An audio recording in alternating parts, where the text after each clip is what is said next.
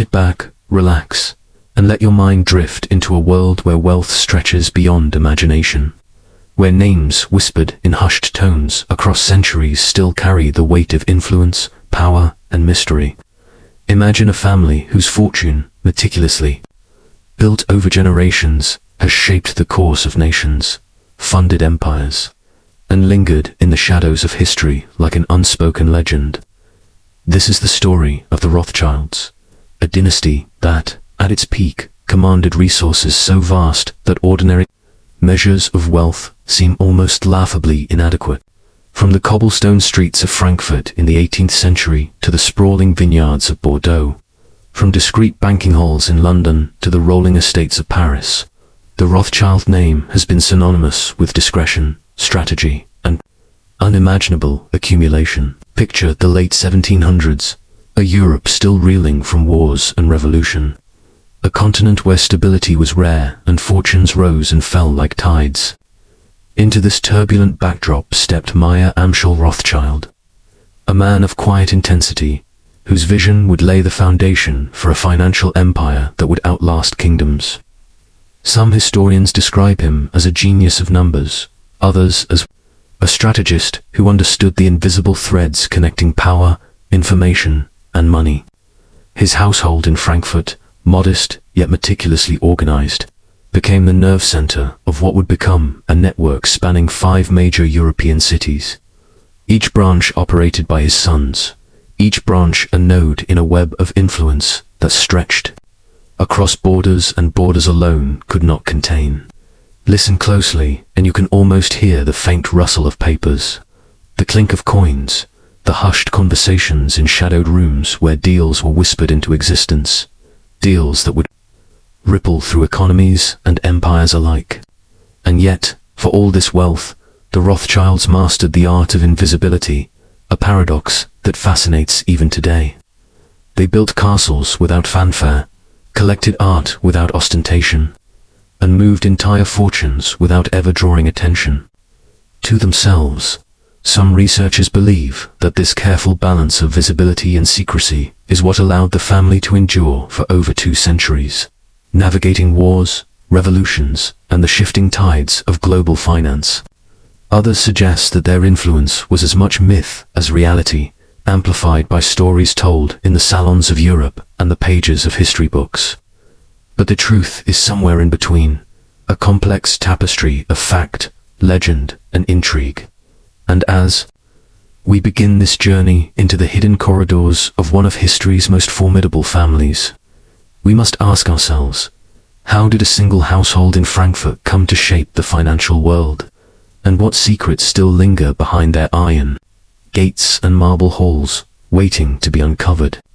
The answers, like the family itself, are layered, mysterious, and endlessly compelling. To understand the rise of the Rothschilds, we must first step into the narrow, winding streets of Frankfurt in the mid-1700s, where Meyer Amschel Rothschild was born into a world defined by both limitation and opportunity. Imagine the city as it was then, half-timbered houses leaning over cobblestones, the smell of wood smoke and fresh bread mingling in the air, merchants haggling in the marketplaces, and the distant clatter of horse-drawn carts echoing off the stone walls. In this environment, Meyer's early life was shaped by discipline, learning, and an uncanny ability to see patterns where others saw chaos. He absorbed knowledge, not just from books, but from observation, the way money moved, how information flowed, and how trust was built and broken. Some scholars argue that his upbringing, marked by both cultural richness and social restriction, sharpened his instincts for opportunity. Others suggest that the tight-knit Jewish community of Frankfurt provided a network of connections, a foundation on which he would later build bridges across Europe. As Meyer matured, he began his work in the small coin dealership he inherited from his father, gradually transforming it into a sophisticated banking operation. Here, in a dimly lit office with ink-stained ledgers and the faint scent of parchment, he learned the language of finance, a language that could speak to kings, princes, and governments alike. By the turn of the 19th century, the world around him was convulsing, Revolutions, wars, and the rise and fall of empires created both risk and opportunity in equal measure. Meyer saw the potential in providing liquidity to governments, in handling bonds, and in offering discreet counsel to rulers navigating turbulent times. It was a vision that demanded not only mathematical genius, but also psychological insight. One misstep could ruin a fortune. One clever maneuver could alter history. And so, the Rothschilds' secret to survival and expansion was born. Intelligence, discretion, and an almost obsessive attention to detail. But this was only the beginning. Meyer's 5 sons, Amschel, Salomon, Nathan, Carl, and James, would each carry a piece of this vision to different corners of Europe, establishing branches in London, Paris, Vienna, and Naples. Some researchers believe that it was this carefully orchestrated spread across borders that allowed the family to mitigate risk and seize opportunities that no single bank could. Others suggest a more mundane explanation, a desire for independence, for adventure, for influence.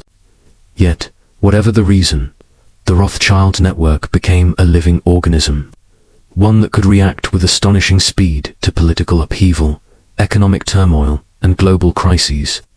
And as we follow their journey across Europe, we begin to glimpse not only their unparalleled wealth, but also the subtle power woven into every ledger, every bond, every whispered deal power that would echo through history for centuries to come.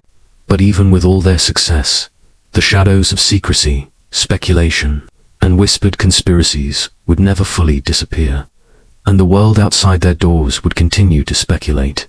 How much did they truly control? And how far did their reach extend? As Meyer Amschel Rothschild's vision unfolded, the stage for his son's extraordinary influence began to take shape, stretching across the map of Europe like a carefully plotted constellation. Picture the early 1800s, London fog curling around, the Thames, the clatter of carriages on cobblestones in Paris, the regal spires of Vienna catching the morning light, and the distant coastline of Naples shimmering under an Italian sun. Each city became a strategic post, a hub of financial intelligence, and a silent witness to the rise of a dynasty. Nathan, the most audacious of the sons, settled in London, where he transformed N.M. Rothschild and Sons into a banking powerhouse. Here, in the heart of the British Empire, he orchestrated deals that would quietly influence international politics, lending to governments during wars, arranging complex bond issues, and ensuring that information flowed faster through his channels than through the streets of the city itself. Some historians suggest that Nathan's genius lay not only in his numbers, but in his network of spies, couriers, and discreet contacts who could anticipate shifts in markets before they became obvious. Meanwhile, Salomon in Vienna navigated the intricate social and political webs of the Austro-Hungarian Empire, using both diplomacy and precision accounting to maintain the family's influence. Carl in Naples engaged with the Italian principalities, subtly integrating financial strategy with local commerce, while James in Paris harnessed the capital and sophistication of France, lending to kings and emerging governments alike, and Amschel remained in Frankfurt, guarding the roots, the origin, the ledger books that tracked every coin, every bond, every connection, ensuring that the network retained its coherence. Some researchers argue that this geographical distribution was the family's greatest innovation, a pre-modern form of diversification that allowed them to survive revolutions, economic crashes, and political upheaval with astonishing resilience. Others suggest that it was sheer audacity, the courage to embed themselves in multiple, often hostile, cultural and political environments simultaneously. Across Europe, rumors began to swirl about the Rothschilds' uncanny foresight, their ability to manipulate markets, and the speed with which they could respond to crises. These whispers grew louder as Napoleon's wars raged, and the Congress of Vienna redrew the continent. It was during these turbulent years that the Rothschilds' combination of discretion, intelligence, and strategic positioning would solidify.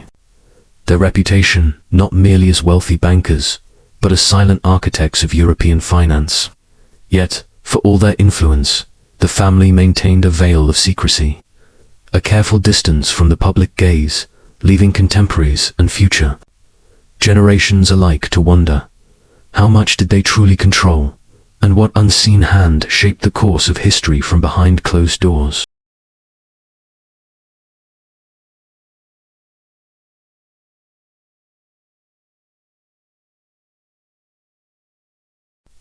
By the mid-19th century, the Rothschilds had transformed from regional bankers into a web of international influence, a family whose reach stretched into the very fabric of Europe's wealth and power. Imagine walking along the grand boulevards of Paris, where James Meyer de Rothschild held court in his opulent mansion, walls lined with priceless art and ceilings painted with allegories of commerce and empire. Some guests whispered about his collection, which rivaled royal treasuries, while others marveled at the quiet efficiency with which he moved money, orchestrated loans, and secured alliances. Across the Alps in Vienna, Salomon Meyer von Rothschild hosted salons where aristocrats and industrialists debated politics and strategy, often leaving with their fortunes intertwined, willingly or not, with Rothschild interests. London's streets were no less remarkable. Nathan's offices in New Court, threadbare by modern standards yet brimming with ledgers and dispatches, functioned as nerve centers where every war, treaty, and market fluctuation was analyzed, anticipated, and often quietly exploited. Some historians argue that the family's power lay not just in money, but in information, the ability to know what others did not, to act decisively while others hesitated. This intelligence network was legendary, spanning couriers on horseback, coded letters, and trusted agents embedded in every capital. But alongside this influence came a reputation that blurred fact and legend. Stories of the Rothschilds manipulating markets, orchestrating wars, or controlling entire governments circulated in hushed tones, often exaggerated, sometimes rooted in reality, and always cloaked in mystery. In addition to finance, the family began extending its hand into philanthropy, art, and science. The French and English branches funded hospitals, supported the arts, and quietly reshaped society through charitable giving that was as meticulous and strategic as their banking. Some researchers believe that these acts were not mere generosity but deliberate means to maintain influence and prestige, to cultivate loyalty among elites, and to secure the family's legacy beyond coins and bonds. Yet, the allure of the Rothschilds' mystique went beyond tangible achievements. It was in the stories, in the subtle glances and rumors, the whispered questions about who really pulled the strings behind Europe's greatest fortunes. And as the 19th century waned, the family had not only amassed incredible wealth, but had become an enduring symbol and emblem of discretion, strategy, and the almost mythic power that comes from understanding the intricate dance of money and influence. But this was only the beginning, for the next chapter would see the Rothschilds stepping into the newly emerging world of Israel, leaving a mark that would echo across continents and centuries. As the 19th century drew to a close, the Rothschilds began extending their influence beyond Europe, into a land of ancient history and new beginnings, the land that would one day become Israel. Baron Edmund James de Rothschild, known to some as Hanadiv, or the benefactor, became the family's most significant presence in this region, transforming the Rothschild legacy from financial power to one of tangible, lasting impact.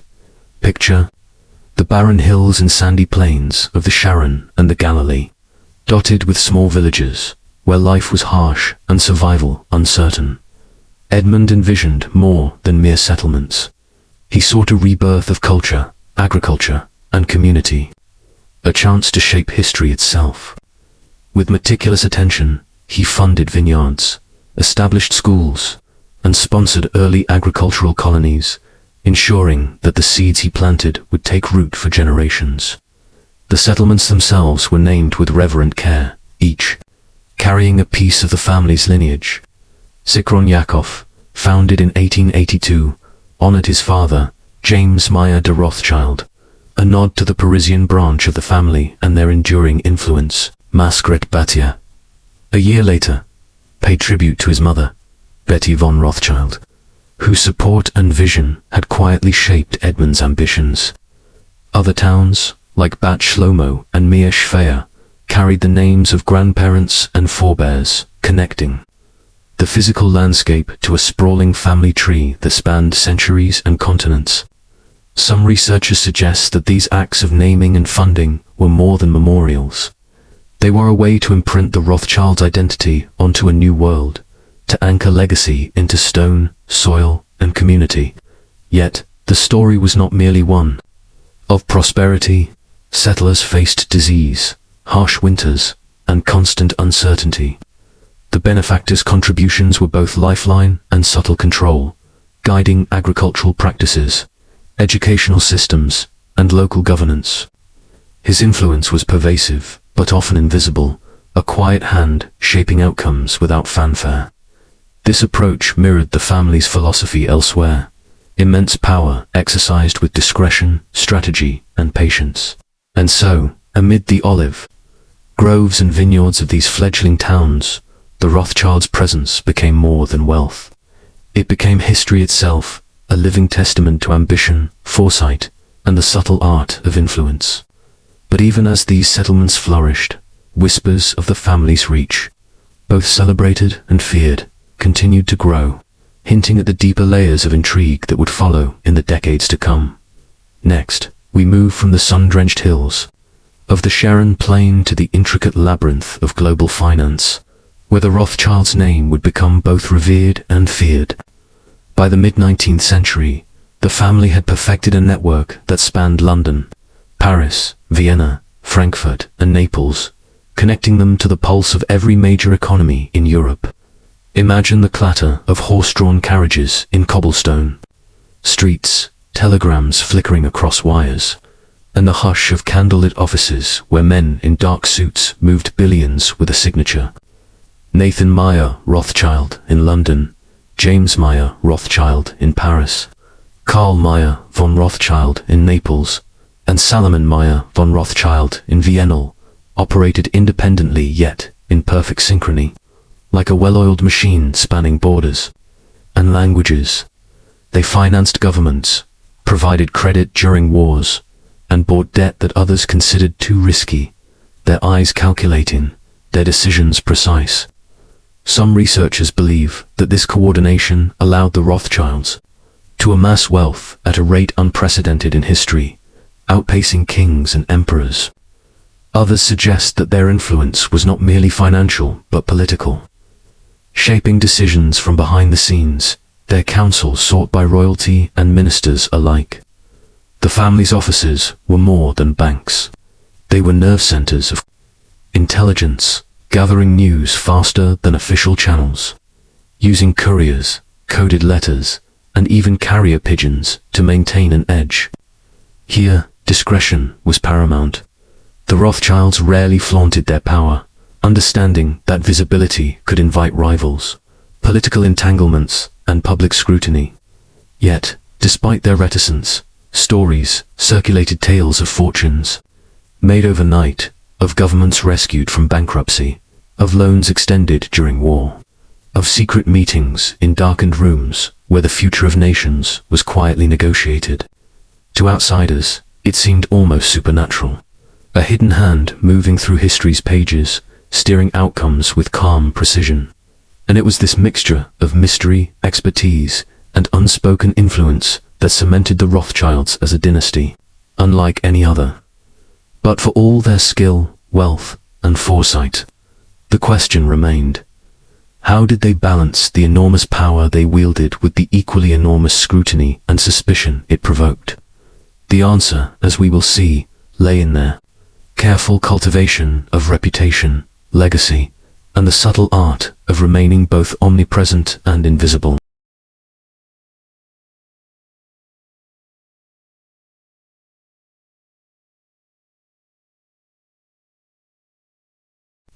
From the shadowy corridors of European finance, we now turn to the lands of Israel, where the Rothschild legacy took on a more tangible, almost living form.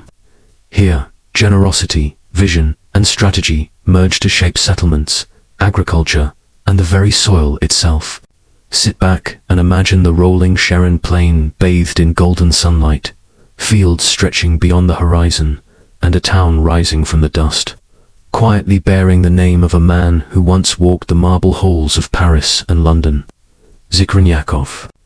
Founded in 1882, was named after James Meyer de Rothschild, the patriarch whose wealth and foresight laid the groundwork for a dynasty.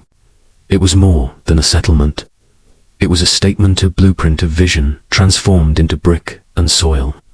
Just a year later, Margaret Bartier appeared, honoring Betty von Rothschild, whose care and influence subtly shaped the early Zionist project. These towns were not mere points on a map. They were living testaments, carefully nurtured with resources, knowledge, and capital from the Rothschild coffers. Some researchers suggest that Baron Edmund James de Rothschild, known as Hanadiv, the benefactor, saw these investments as both philanthropic and strategic a way to stabilize communities, support agriculture, and ensure that Jewish settlers had a chance to thrive in a land long contested and historically volatile. Others believe that his vision carried a deeper symbolic weight, a tangible imprint of a family whose influence stretched far beyond European capitals. The names themselves, Bat, Shlomo, Meir Shfeya, Givit, Ada, Binyamin echo with lineage, each syllable whispering stories of mothers, fathers, and ancestors whose legacies intertwined with land, labor, and hope. Walking these streets today, one can almost hear the echoes of history, the footsteps of settlers, the chatter of markets, the quiet murmur of someone pausing to admire the hills they once planted. And yet, this chapter of the Rothschild story raises subtle questions. How did a family so entrenched in banking, art, and European society reconcile the worlds of finance and philanthropy with the soil of a distant, ancient land? How did the careful cultivation of vineyards, orchards, and villages mirror their meticulous orchestration of wealth across continents? As we leave the Sharon plain behind, these questions linger, teasing the mind with the interplay of influence, legacy, and vision, a theme that will echo in the next chapter of their story. Next, we move from the plains of Sharon to the northern waters of the Sea of Galilee, where the Rothschild name again leaves its mark.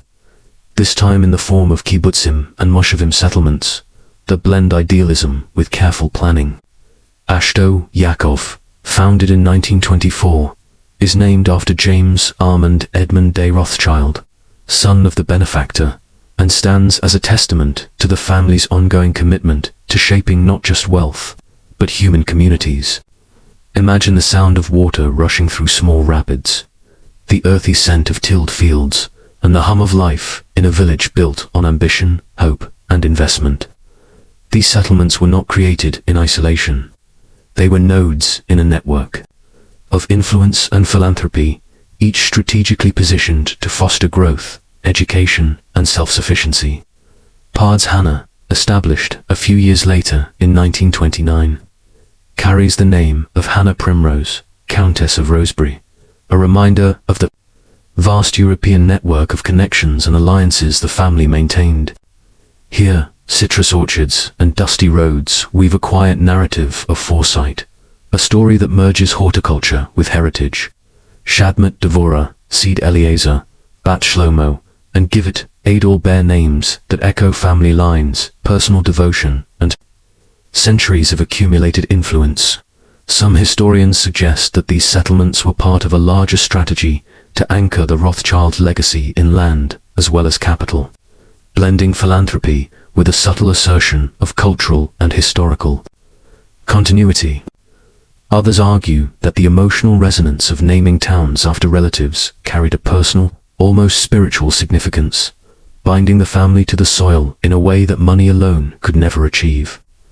Walking among these orchards today, one can almost sense the invisible threads that tie European banks to rural fields, aristocratic salons to simple stone cottages, and global wealth to local communities. And yet, the mystery remains.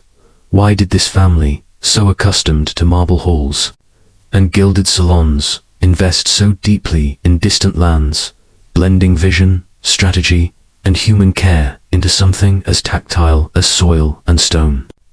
It is a question that lingers, inviting us to ponder the delicate intersection of influence, philanthropy, and ambition, a theme that will continue as we explore their modern businesses, investments, and the enduring architecture of power that stretches across continents and centuries.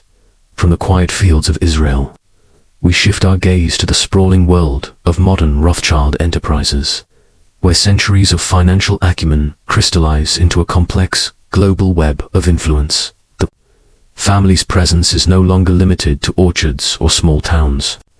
It stretches into towering bank buildings, luxury estates, vineyards, and energy projects across continents.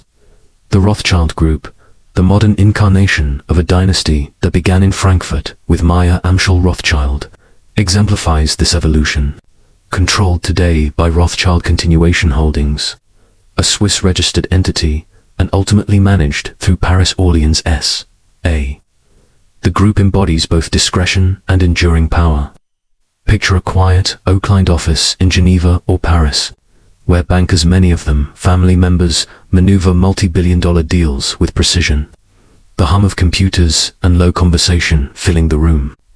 N.M. Rothschild and Sons in London, famous for its advisory role in mergers and acquisitions, operates on a philosophy inherited from generations.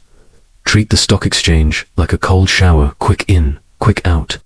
This cold efficiency masks a meticulous attention to detail, a conservatism that has preserved wealth across wars, economic upheavals, and market crashes.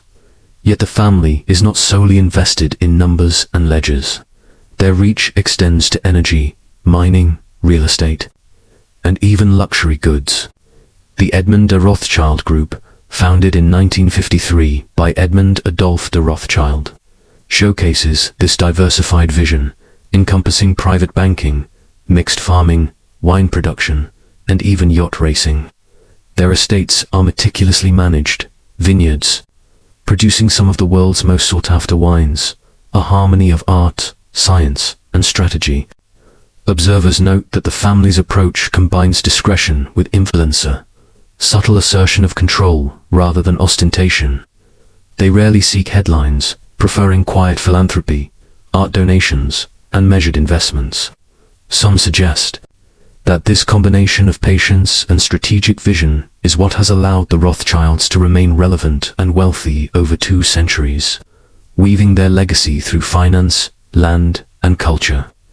Others point to luck, timing, or even conspiracy theories to explain their continued prominence. Whatever the truth, walking through their banking halls or touring a vineyard, one feels the weight of history, the subtle interplay of power and restraint, and the quiet, almost invisible threads that link a family from Frankfurt to Paris, London, and Geneva. The question remains: how does a single family maintain influence on a global scale for centuries, balancing wealth, discretion, and legacy in equal measure?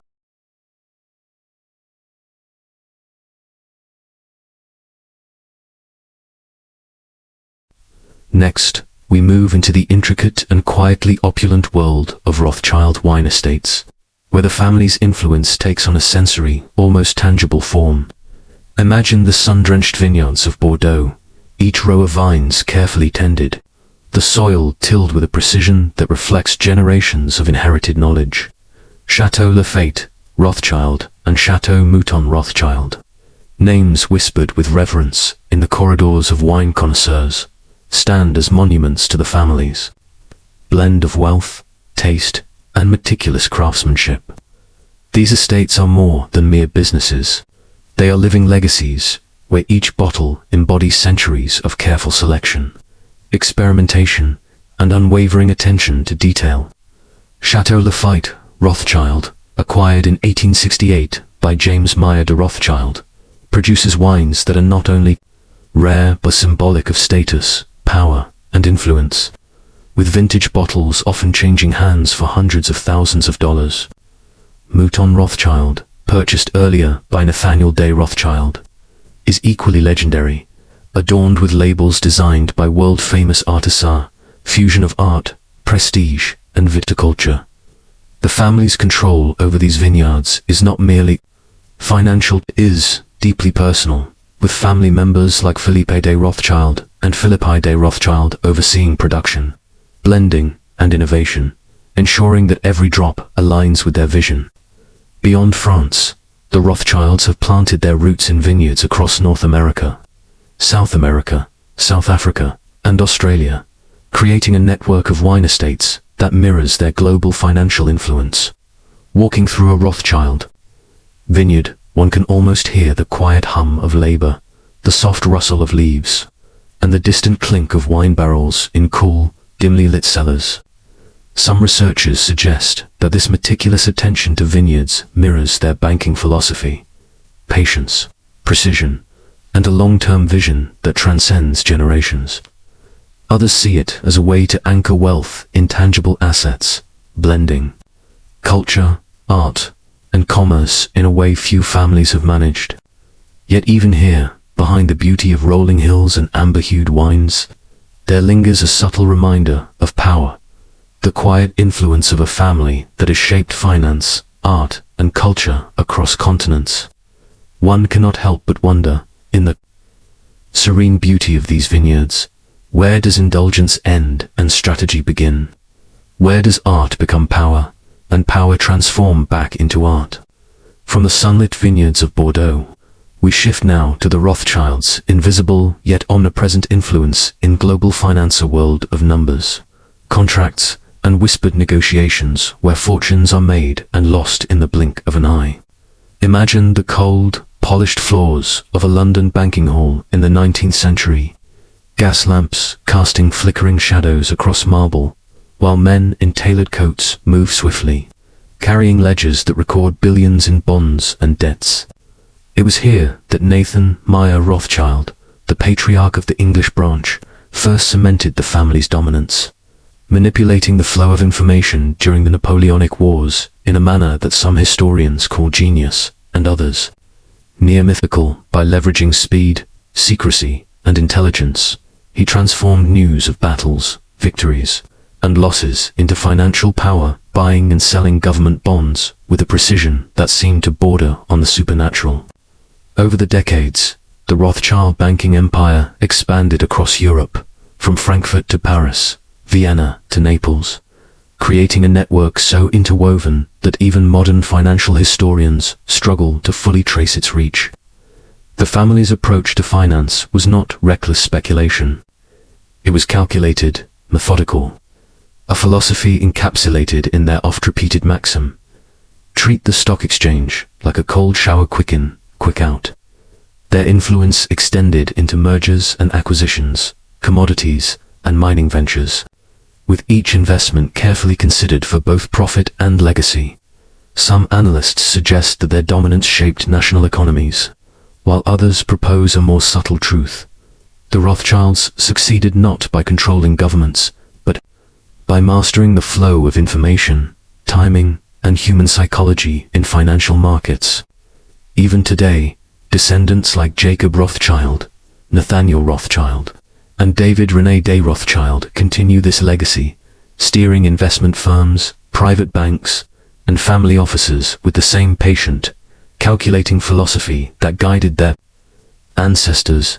Walking through this world, one senses a quiet tension, the kind that lingers in libraries of ledgers and the hushed conversations of boardrooms. A tension between wealth, responsibility, and secrecy. It is a reminder that money, like a river, can both nourish and erode, depending on who guides its course.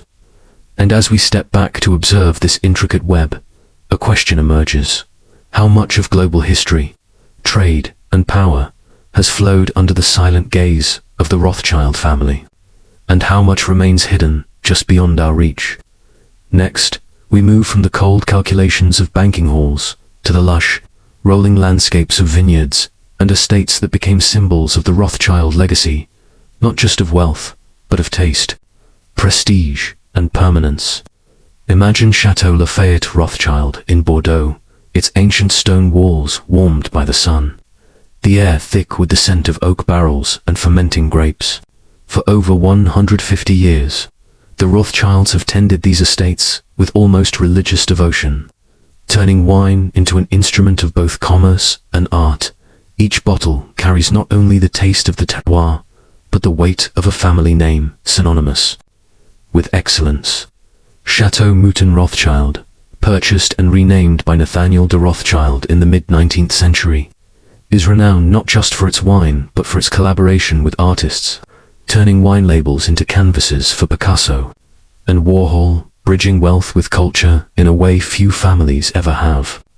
The vineyards are more than just commercial enterprises.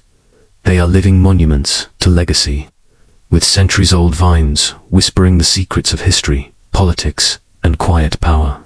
Visitors, both invited and imagined, walk the gravel paths, sensing an invisible presence, the weight of generations who have worked tirelessly to elevate wine from mere drink to global symbol.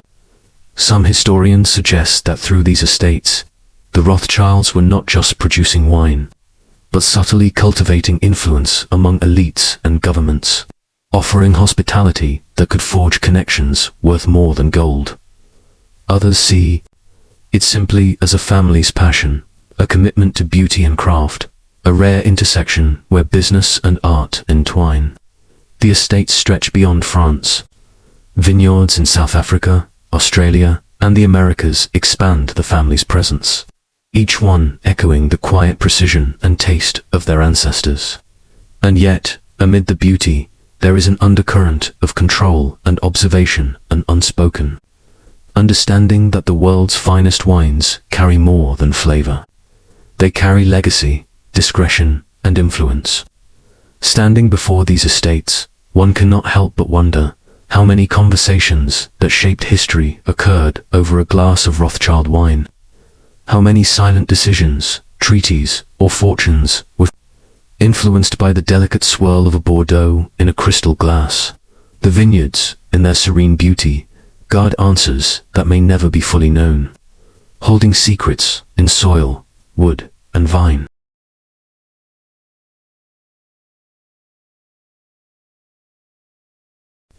From the serene vineyards of Bordeaux, we now step into the ornate, echoing halls of the Rothschild family's European estate palaces that seem to breathe history itself.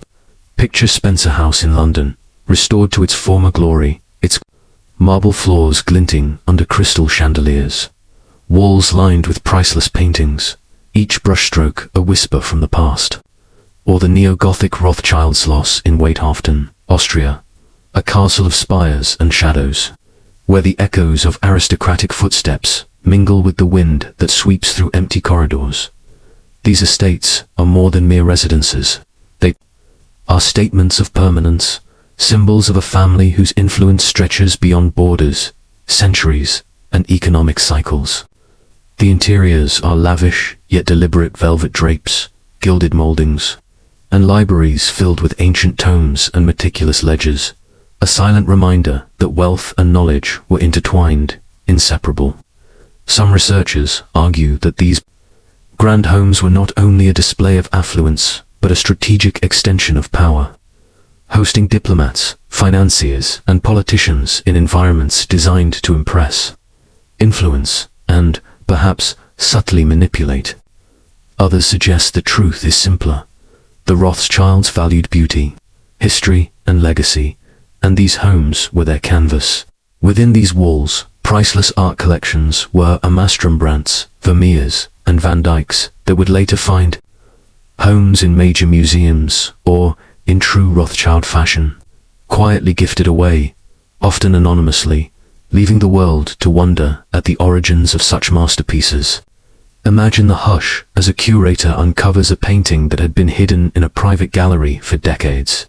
The soft creak of floorboards underfoot echoing in vast halls, and the faint scent of old paper and polished wood filling the air.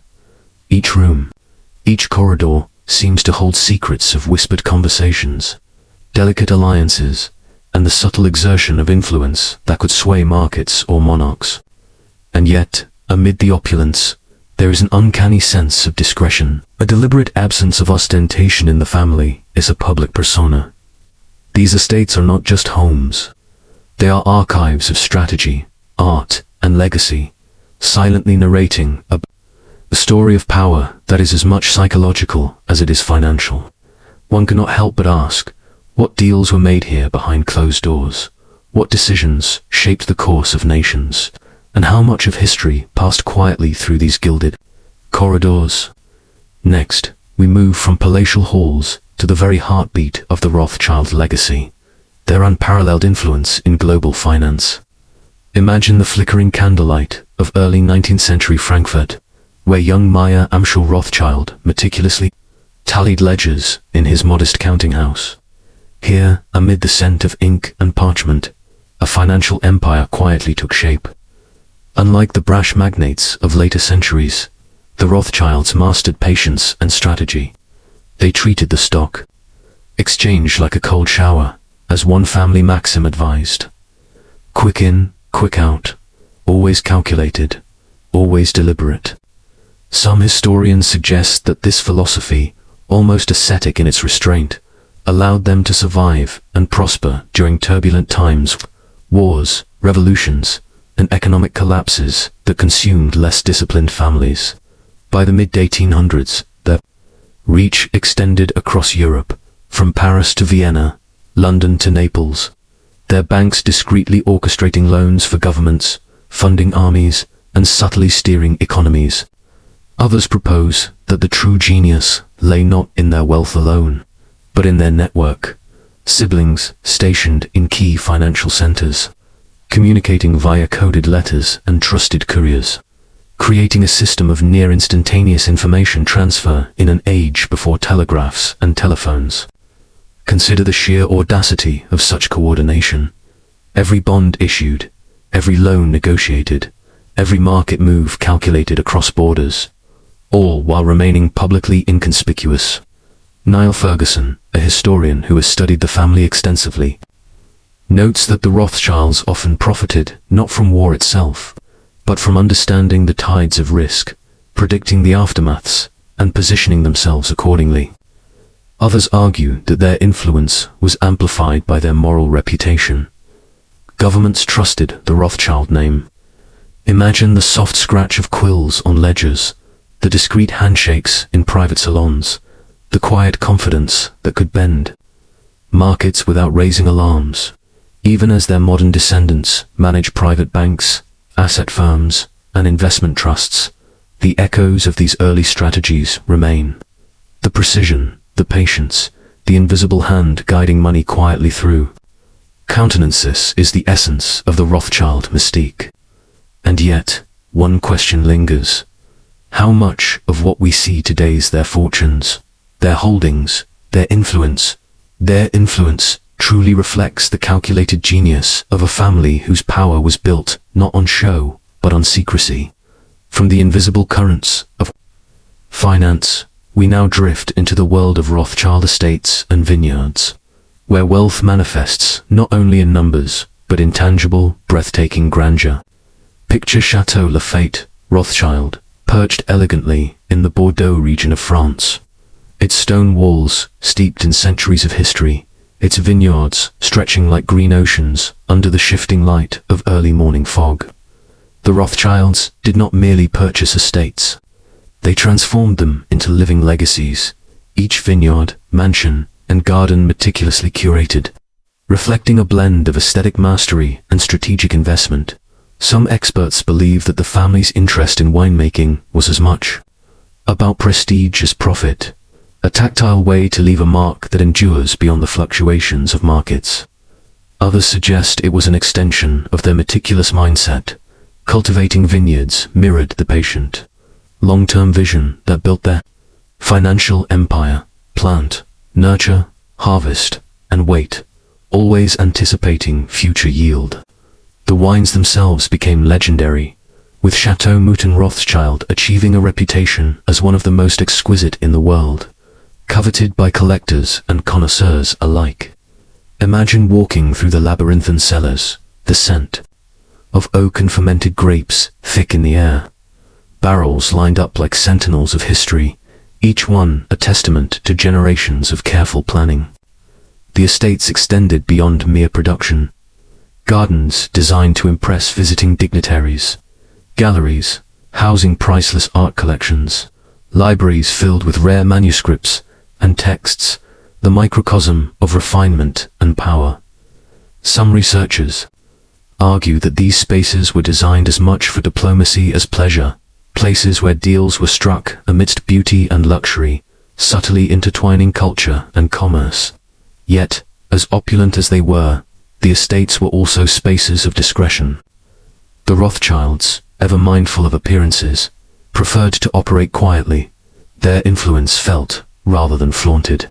One cannot help but wonder, as you imagine walking these immaculate grounds, sipping a wine aged with centuries of care, how much of the family's mystique arises from these tangible symbols of legacy, and how much remains hidden, known only to those who move silently behind the velvet curtains of history. Their estates are monuments to taste, strategy, and an enduring power that whispers through every carefully pruned vine, every polished hallway, every silent corridor of influence. And just as the mist rises over Bordeaux, so too does a sense of anticipation what comes next in the unfolding story of a family whose wealth is as layered and complex as the finest vintage in their cellars.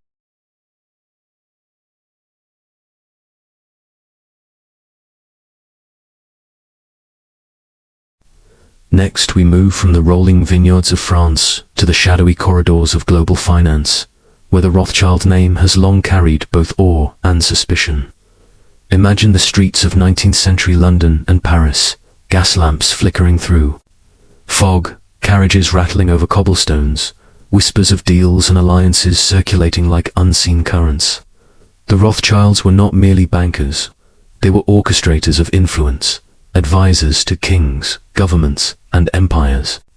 Some historians suggest that their real power lay not in the money itself, but in their unparalleled networks, stretching across continents, connecting royalty, politicians, and merchants in a web that moved with remarkable precision. Others propose that their genius was in timing, understanding the subtleties of markets, wars, and diplomacy in ways that gave them advantage, not just for profit, but for shaping outcomes. Picture Nathan Meyer Rothschild in London, counting bonds and letters by candlelight, every line of text a potential key to immense wealth. Each shipment of information moving faster than armies, faster than news itself. The family maxim, treat the stock exchange like a cold shower, quick in, quick out, reflected a disciplined, almost surgical approach to risk. Their dealings in government bonds during the Napoleonic Wars, legendary in scope, illustrate how financial acumen could sway events with far-reaching consequences. Some theorists even suggest that certain European conflicts were subtly influenced by Rothschild strategies, though evidence is scarce and often contested. Beyond Europe, their reach extended quietly to mines, railways, and emerging industries. Each investment chosen with meticulous foresight, each asset integrated into a larger, almost invisible system of influence. Walking through modern Rothschild offices, one might see little to suggest the mythos surrounding them. Muted decor, polished floors, a hushed atmosphere where decisions ripple across global markets without fanfare. Yet for those who study their history, the sense of calculated omnipresence is palpable, a reminder that wealth in their hands was never merely a collection of assets, but a tool sometimes subtle, sometimes formidable for shaping the world itself. And as we peer into the mechanics of their empire, one cannot help but wonder how much of history's course was quietly guided by a family whose influence is as pervasive as it is invisible. Moving behind the scenes while the world believed it acted alone. The story deepens, and the threads of power grow ever more intricate, waiting for us to follow them into the next chapter of intrigue. From the hushed corridors of European finance, we now turn our gaze to the sun-drenched lands of Israel, where the Rothschilds left a legacy not only of wealth, but of vision, philanthropy, and settlement. Picture the fertile plains of the Sharon, the gentle hum of the Mediterranean breeze, and the early Zionist pioneers arriving with hope in their eyes, carrying tools, seeds, and dreams. Edmund James de Rothschild, known reverently as Hanadi, benefactor, played a pivotal role in shaping this landscape. His contributions were not anonymous gestures. Towns, villages, and farms sprang up, bearing the names of his family, each a silent testament to his influence. Zichron Yaakov, established in 1882, commemorates his father, James Meyer de Rothschild. Its cobbled streets, echoing the footsteps of early settlers. Mascaret, Batya Bat Shlomo. Meir Shvat each carries a piece of Rothschild history. The names themselves whispers of a dynasty that spanned Europe, yet invested its heart in a distant land. Some historians believe that these settlements were more than acts of generosity. They were deliberate strategies to foster economic and social stability in a region brimming with potential and uncertainty. Others suggest that Edmund's vision was intensely personal, a desire to create a homeland where culture, agriculture, and innovation could flourish in harmony. Givit Ada, named after his wife Odalit, and Binyamina, carrying his own name, illustrate the intimate blending of family and philanthropy, a reminder that legacy was as much about personal honor as public impact. Imagine the sound of hammers on wooden beams, the scent of fresh citrus in Pard's Hannah, the laughter of children in Mir Shvei, a rich moment, a brushstroke in a vast, living tableau of influence. Even decades later, Ashto Yaakov, Devorah, and Seed Eliezer stand as testaments to this vision. Their existence, a quiet yet potent narrative of investment, commitment, and faith in human endeavor. And yet, beneath the serene veneer of orchards and moshavim, lies a subtler story. The immense power of wealth to shape society, the way a single family's vision can ripple through generations, creating roots as enduring as the soil itself.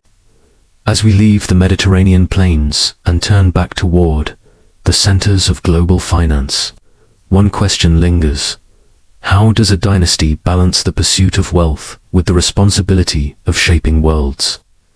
As we step away from the olive groves and orchards of Israel, we return to the bustling epicenters of European finance, where the Rothschilds' influence is less pastoral and more relentless, a silent engine powering empires and markets. Imagine the stone facades of Paris, London, Vienna, and Frankfurt in the 19th century, fog curling around gas lamps, the clatter of horse-drawn carriages on cobblestones, and inside opulent banking halls, ledgers piled high, quills scratching. In urgent rhythm, the Rothschild banks were more than financial institutions. They were networks of intelligence, coordination, and calculated risk, each branch communicating across borders long before telegrams became common. Some researchers argue that this web of international presence gave the family unprecedented leverage, allowing them to influence the flow of capital, the outcome of wars, and the fate of nations, without ever taking the spotlight. Others suggest that their success was simply the product of meticulous planning, disciplined investment, and a philosophy that valued stability over spectacle.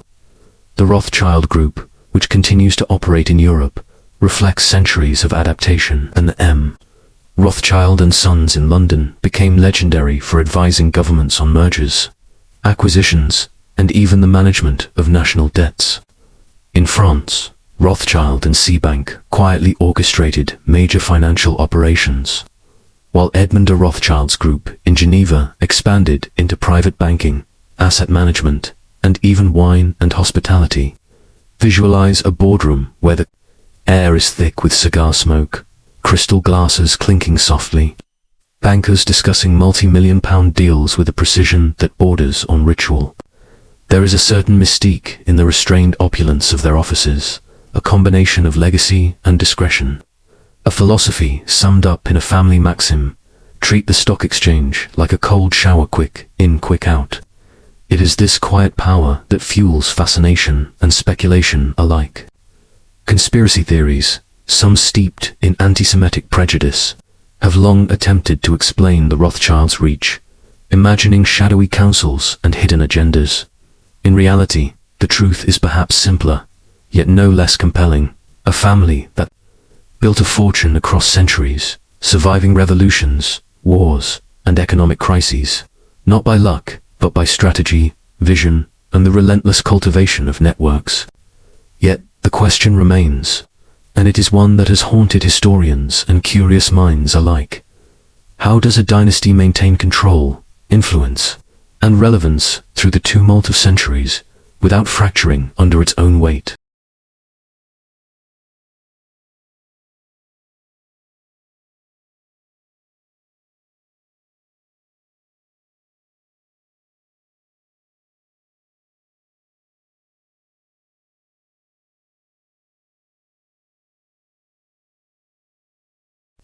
From the cold, calculated world of finance, we now step into a realm where the Rothschilds' legacy touches not just money, but culture, land, and human endeavor. Picture sprawling vineyards under the soft light of the French sun, the scent of oak barrels and ripe grapes filling the air, a landscape meticulously shaped by generations of Rothschild care. The family's engagement with winemaking began in the mid-19th century, when Nathaniel de Rothschild purchased Chateau Braine-Mouton, transforming it into Chateau Mouton Rothschild, and James Meyer de Rothschild acquired Chateau Lafite, now Chateau Lafite, Rothschild.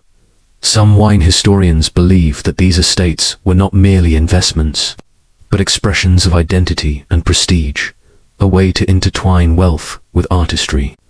Others suggest that the Rothschilds' influence elevated Bordeaux wines to global recognition, shaping tastes, standards, and markets.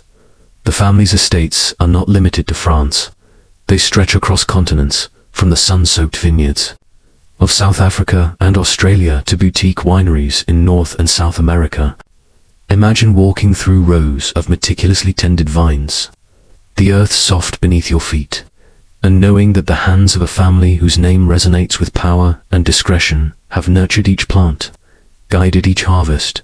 Beyond the Rothschilds have left a mark on architecture and art, restoring palaces like Spencer House in London, creating neo-Gothic marvels such as Rothschild's Schloss in Wedhafen, and assembling private collections that would later grace the halls of world-renowned museums. Some art scholars argue that their contributions helped preserve cultural heritage at a time when Europe was undergoing rapid modernization.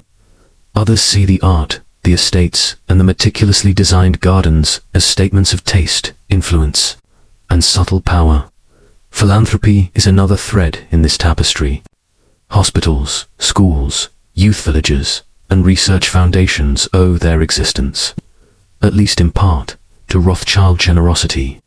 And yet, even these acts of giving are often shrouded in discretion, reflecting a philosophy that wealth is to be wielded quietly, almost invisibly, for the greater good. As we traverse from the vineyards to the galleries, a recurring question emerges. How does a family balance the extremes of secrecy and influence, of power and philanthropy, over centuries without ever losing its identity? And what drives a dynasty to invest in culture, in land, and in people, as much as in finance? The answer begins to hint at a broader vision, one that transcends money, hinting at ambition, legacy, and an almost obsessive desire to leave a mark on the world that time itself cannot erase. From the refined elegance of vineyards and the quiet halls of art, we now move to a world defined by power on a massive scale, industry, mining, and energy. Imagine, if you will, the rhythmic clatter of machinery, the metallic scent of ore, the hum of engines, and the roar of furnaces, the very heartbeat of industrial empires. For the Rothschilds, finance was only the beginning. Their reach extended into the extraction and transformation of the earth itself. In the 19th century, the family established control over mining corporations, most notably the Rio Tinto Company, which would grow into one of the largest mining conglomerates in the world. Some historians suggest that this venture was as much about securing strategic assets as it was about profit. Others believe it reflects a broader vision, controlling the production of resources that would fuel nations, industry, and even wars. Beyond minerals, the Rothschilds invested heavily in oil, energy, and later in the aluminum sector, often acquiring significant shares in companies like Glencore and United Company Rothschild. Picture vast rigs piercing the sea, pipelines stretching across continents, and factories humming with the labor of thousands, all under the watchful eye of a family that has perfected the art of influence over generations.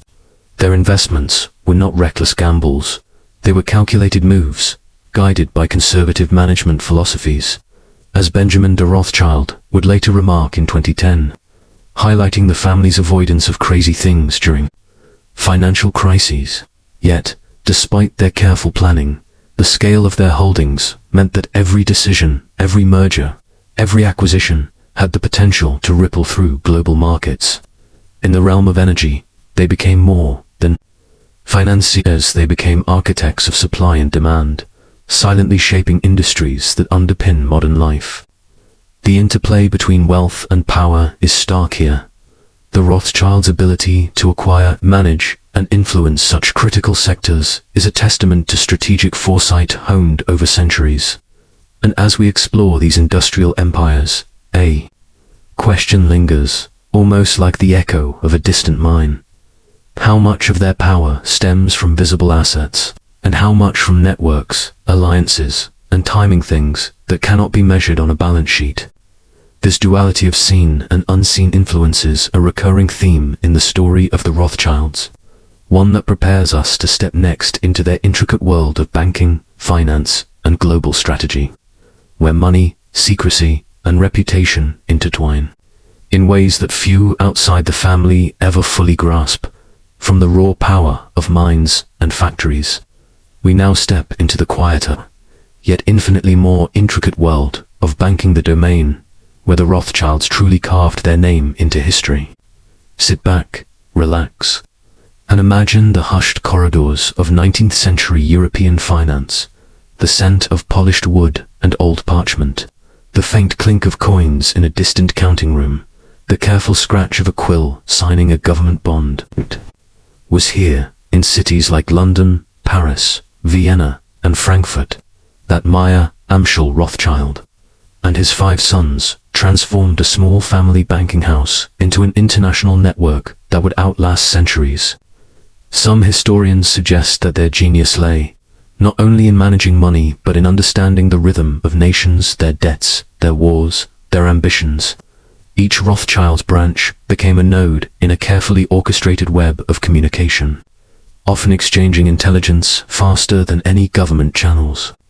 It is said that messages traveled by special couriers, allowing the family to make financial decisions with an almost prescient awareness of events unfolding across Europe.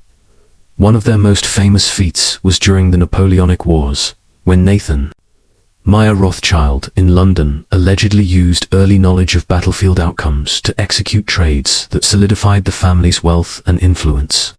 Whether legend or fact, the story captures the essence of the family's strategic mindset, combining information, timing, and capital to achieve unprecedented results.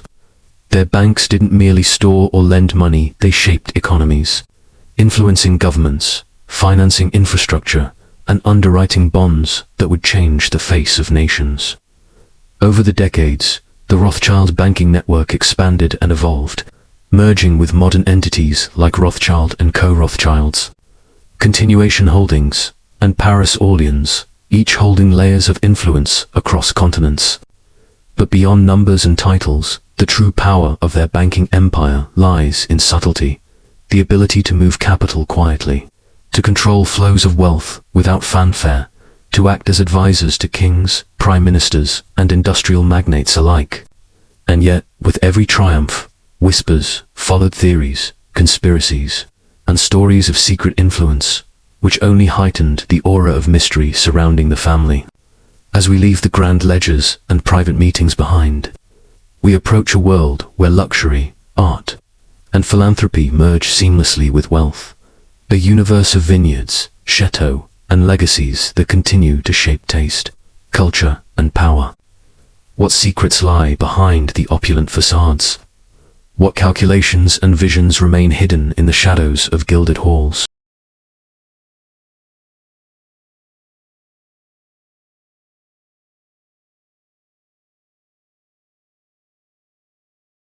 From the austere elegance of banking, we now drift into the lush, fragrant world of Rothschild vineyards and wine estates, a domain where wealth meets art, tradition, and the earth itself. Picture rolling French vineyards, their leaves trembling in a gentle breeze, the rich aroma of soil mingling with the faint scent of oak barrels aging in cool, dimly lit cellars. For over 150 years, the Rothschilds have cultivated some of the world's most prestigious wines. Their estates, stretching across Bordeaux and beyond, each vineyard a living testament to patience, precision, and an almost obsessive attention to detail. In 1853, Nathaniel de Rothschild purchased Chateau Mouton, renaming it Chateau Mouton Rothschild, a symbol of a family not only amassing wealth, but transforming culture itself. Just 15 years later, James Meyer de Rothschild acquired the neighboring Chateau Lafite, cementing a legacy that intertwined nobility, commerce, and taste. These wines are not merely beverages. They are status symbols, historical markers, and works of art. The Rothschilds' influence in viticulture extended far beyond France, with estates in North and South America, South Africa, and Australia, demonstrating a global vision long before the term became fashionable.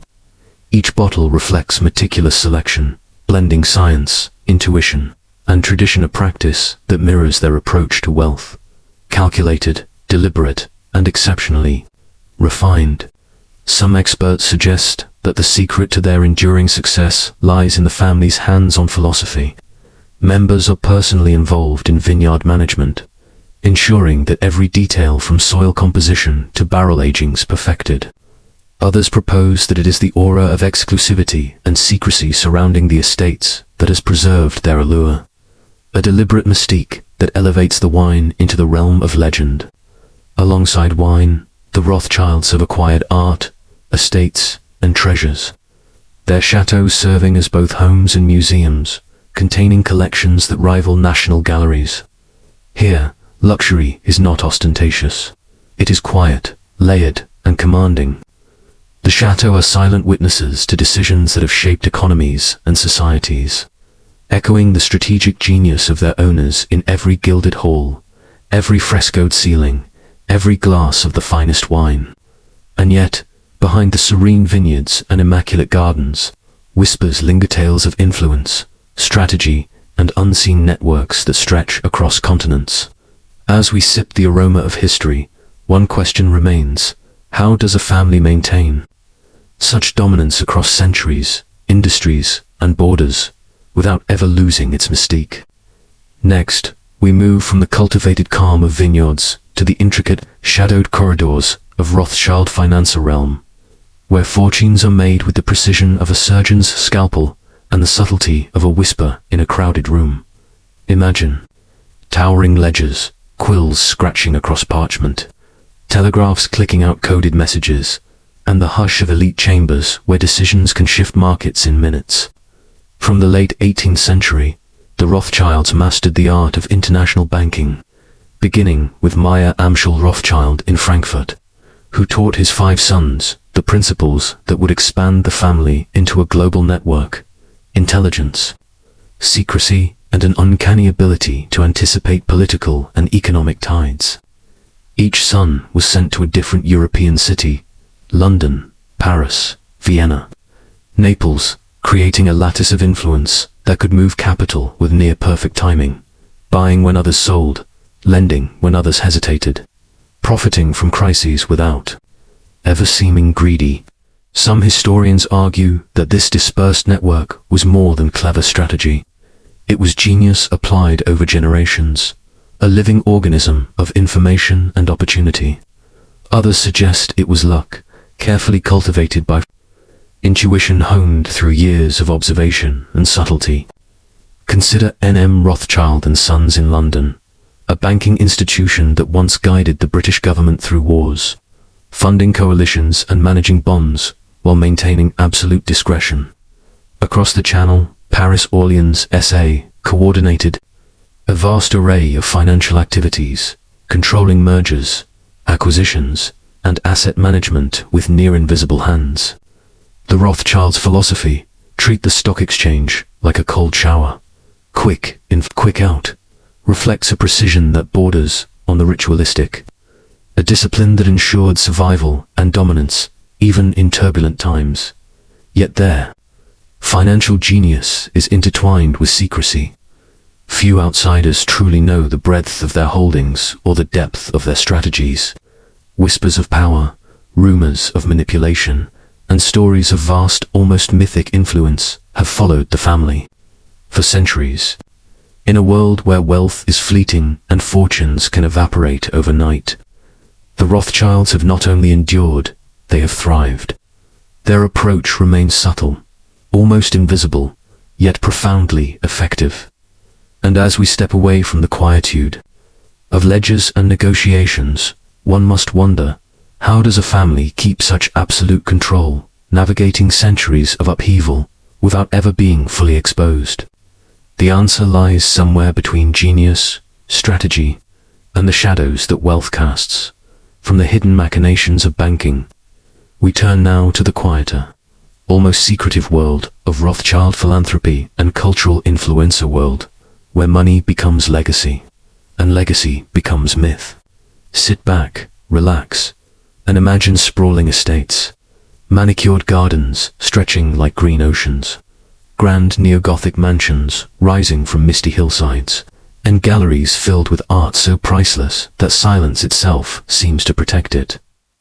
The Rothschilds, despite their vast fortune, have often preferred discretion over display, quietly donating masterpieces to museums, restoring historic buildings, and funding charitable endeavors that touch countless lives. Some researchers believe that this philanthropic approach was not merely altruism, but a deliberate strategy to intertwine their name with culture and civilization, to create influence beyond finance, to weave their presence into the fabric of society itself. Consider Spencer House in London, meticulously restored by the family, or the countless donations of paintings, sculptures, and rare artifacts, sometimes gifted anonymously, leaving only the faintest trace of acknowledgement. In Israel, the Rothschild's name is etched into the very geography. Towns and villages like Zikron, Yaakov, Muscared, Betia Bat Shlomo, and Benyamina stand as silent monuments to Baron Edmund de Rothschild's vision and generosity. Here, philanthropy and nation-building entwine, a reminder that influence is not always loud. Sometimes it whispers in the foundation of schools, youth villages, and agricultural settlements. Their vineyards, too, are more than production, they are living legacies, combining centuries-old tradition with innovation, producing wines such as Chateau Lafite, Rothschild, and Chateau Mouton Rothschild, that carry their name across the globe. The soft clink of glasses at a cellar tasting, the rich scent of oak barrels and fermenting grapes. These are the subtle marks of a family that understands patience, cultivation, and the power of continuity. Yet, even here, in culture and charity, questions linger. How much of this giving is shaping society, and how much is quietly reinforcing influence that money alone cannot buy? The Rothschild story reminds us that power is not always boisterous. It often flows through whispers, through acts that shape history almost invisibly. And as we leave the hushed corridors of their galleries and estates, one question remains, echoing softly: when influence stretches across centuries, can anyone truly measure its reach, or do we merely glimpse shadows of a vast, enduring presence?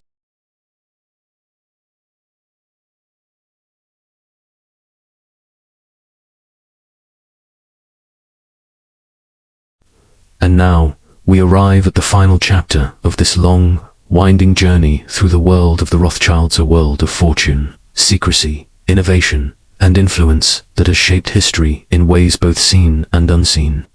Sit back, breathe in the weight of centuries, and imagine the flicker of candlelight over leather-bound ledgers.